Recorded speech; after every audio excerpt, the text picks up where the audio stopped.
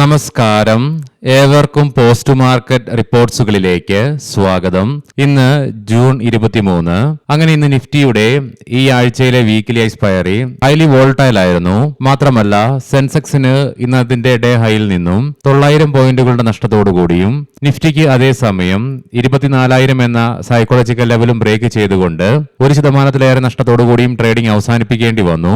എന്തെല്ലാം കാരണങ്ങളാണ് ഇന്ന് ഇന്ത്യൻ മാർക്കറ്റിനെയും ഗ്ലോബൽ മാർക്കറ്റിനെയും ശക്തമായ ഇടിവിലേക്ക് നയിക്കുവാൻ ഇടയാക്കിയതെന്ന് വിശദമായി തന്നെ ഈ വീഡിയോയിൽ പരിശോധിക്കാം. ലീഡിംഗ് ആയ എല്ലാ ഇൻഡസ്ട്രീസുകളിലും സ്ലൈറ്റ്ലി ഗ്യാപ് ഡൗൺ ഓപ്പണിംഗ് ആയിരുന്നു ഇന്ന് ലഭ്യമായിരുന്നതും.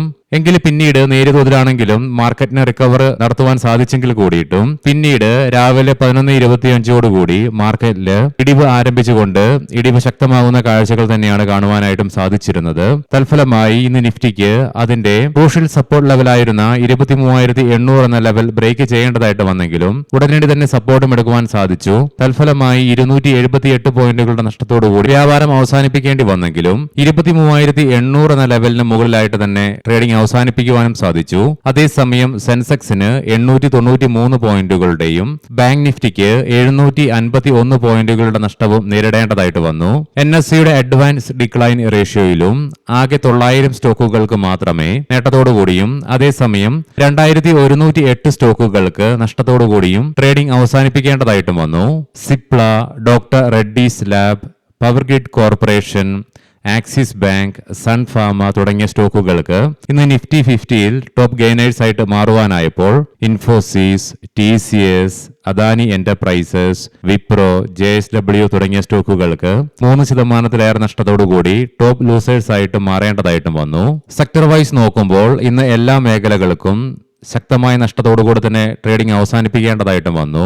മെറ്റൽ ഇൻഡെക്സിന് 3%, അതേസമയം നിഫ്റ്റി ITക്ക് 2.25%, PSU ബാങ്കിന് 2%, കൺസ്യൂമർ ഡ്യൂറബിൾസിന് 1.5%, മീഡിയയ്ക്ക് 1.55% ഇടിവ് നേരിടേണ്ടി വന്നപ്പോൾ നിഫ്റ്റി ഫാർമയ്ക്ക് ഇന്ന് 0.84% നേട്ടത്തോടുകൂടി ട്രേഡിംഗ് അവസാനിപ്പിക്കുവാനുമായി. എന്നാൽ അതേസമയം ബോർഡർ മാർക്കറ്റ്സിൽ നിഫ്റ്റി മിഡ് ക്യാപ്പിന് 1%, സ്മോൾ ക്യാപ്പിന് ആകെ 0.5% നഷ്ടം മാത്രമേ നേരിടേണ്ടതായിട്ടും വന്നുള്ളൂ.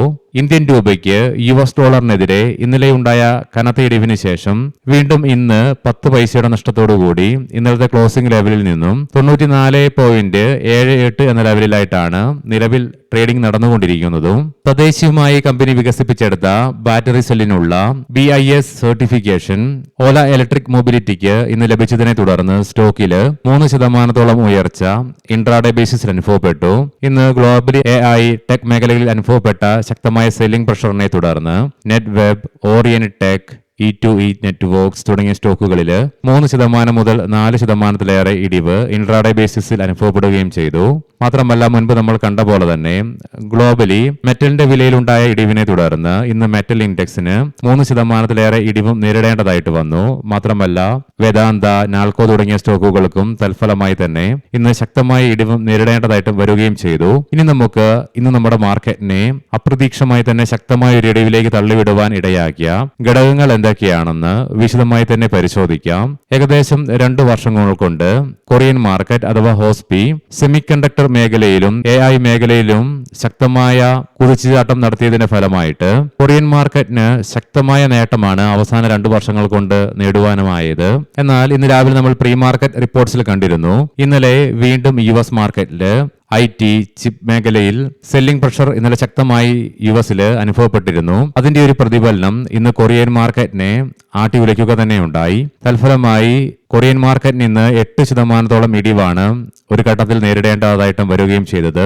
അതുകൊണ്ട് തന്നെ ശക്തമായ ഇടിവിന്റെ ഫലമായിട്ട് 20 മിനിറ്റോളം കൊറിയൻ മാർക്കറ്റിന്റെ ട്രേഡിംഗ് തന്നെ നിർത്തിവെക്കേണ്ട ഒരു സാഹചര്യം ഇന്ന് വരികയും ചെയ്തിരുന്നു. മാത്രമല്ല അവിടുത്തെ ഹെവി വെയിറ്റ് സ്റ്റോക്കായ SK ഹൈനെക്സില് 10% ഇടിവ് രേഖപ്പെടുത്തിയപ്പോൾ സാംസങ് ഇലക്ട്രോണിക്സില് 7.5% ഇടിവും രേഖപ്പെടുത്തുകയും ചെയ്തു.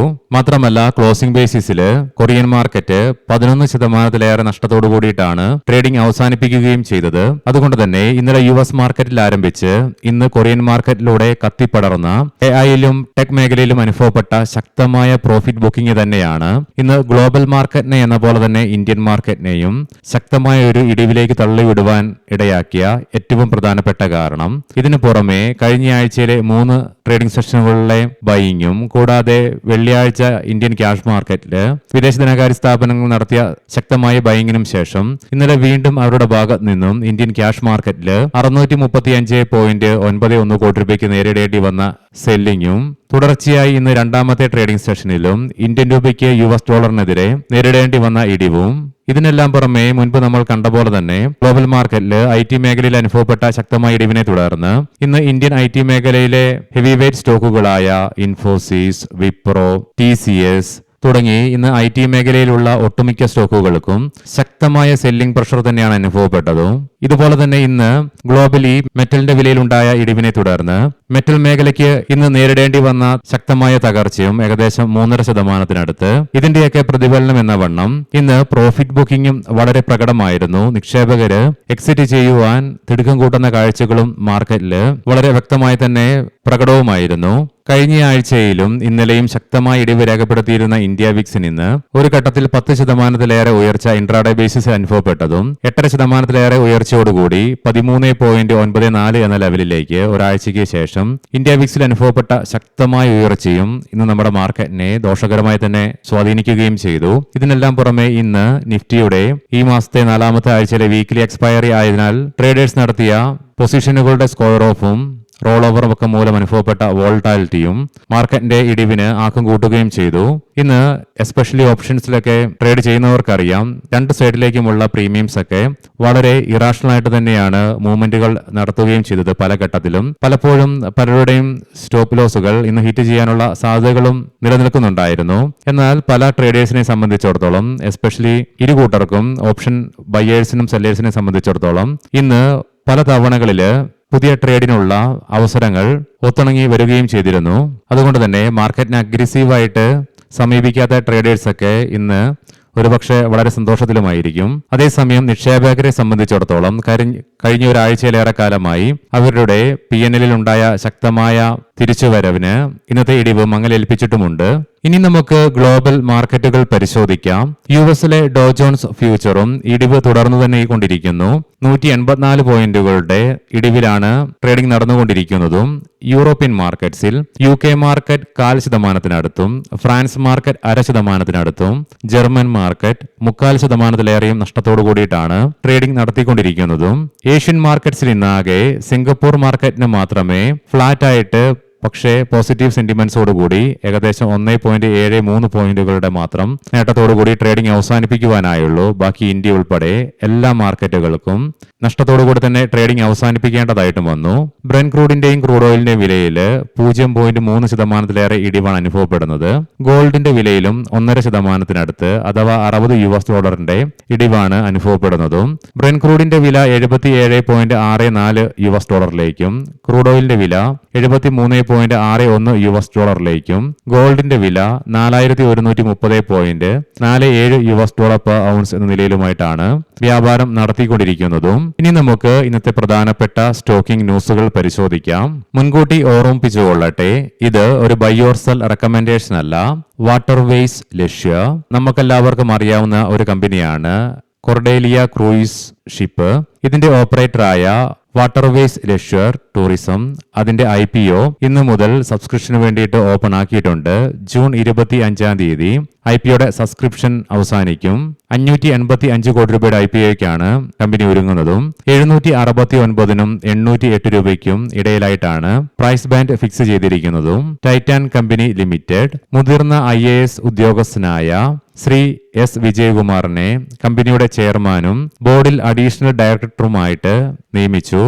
ജൂൺ 29, 2026 മുതൽ പ്രാബല്യത്തിൽ വരികയും ചെയ്യും അദ്ദേഹത്തിന്റെ അപ്പോയിന്റ്മെന്റ്. ആഡ് വിത്ത് ജുവൽസ് കമ്പനിയുടെ IPO ഇന്ന് മുതൽ സബ്സ്ക്രിപ്ഷന് വേണ്ടിയിട്ട് ഓപ്പൺ ആയിട്ടുണ്ട്. ജൂൺ 25-ന് സബ്സ്ക്രിപ്ഷൻ ക്ലോസ് ആവുകയും ചെയ്യും. 138 രൂപ per ഷെയർ എന്ന നിലയിലായിട്ടാണ് പ്രൈസ് ബാൻഡ് ഫിക്സ് ചെയ്തിരിക്കുന്നതും. വൈസ്രോയ് ഹോട്ടൽസ് റൈറ്റ് ഇഷ്യൂ വഴി ഫണ്ട് റൈസ് ചെയ്യുവാനുള്ള തീരുമാനങ്ങൾ എടുക്കുവാൻ വേണ്ടി ജൂൺ 29, 2026-ന് കമ്പനിയുടെ ബോർഡ് യോഗം ചേരും. ബാറ്റ്ലി ബോയ് പെന്റ ഓട്ടോമേഷൻ സിസ്റ്റംസിൽ 100% ഓഹരികൾ 19.8 കോടി രൂപയ്ക്ക് ഏറ്റെടുക്കുവാൻ കമ്പനിയുടെ ബോർഡ് അംഗീകാരം നൽകി. RailTel corporation of India railway മന്ത്രാലയത്തിൽ നിന്ന് 334.51 കോടി രൂപയുടെ കരാർ കമ്പനിക്ക് ലഭിച്ചു. വിൻ മധ്യപ്രദേശ് റോഡ് വികസന കോർപ്പറേഷനിൽ നിന്ന് 8.7 കോടി രൂപയുടെ കരാർ കമ്പനിക്ക് ലഭിച്ചു. മറൈൻ ഇലക്ട്രിക്കൽസ് 2 ഓർഡറുകളിൽ നിന്നായിട്ട് 75.19 കോടി രൂപ മൂല്യം വരുന്ന കരാറുകൾ കമ്പനിക്ക് ലഭിച്ചു. IRCTC കമ്പനിയുടെ CMD ആയ ശ്രീ സഞ്ജയ് ജെയിൻ രാജിവെച്ചു. ഏവർക്കും ശുഭരാത്രി നേരുന്നു. നാളെ രാവിലെ പ്രീ മാർക്കറ്റ് റിപ്പോർട്ട്സുമായി കണ്ടുമുട്ടാം. നന്ദി, നമസ്കാരം.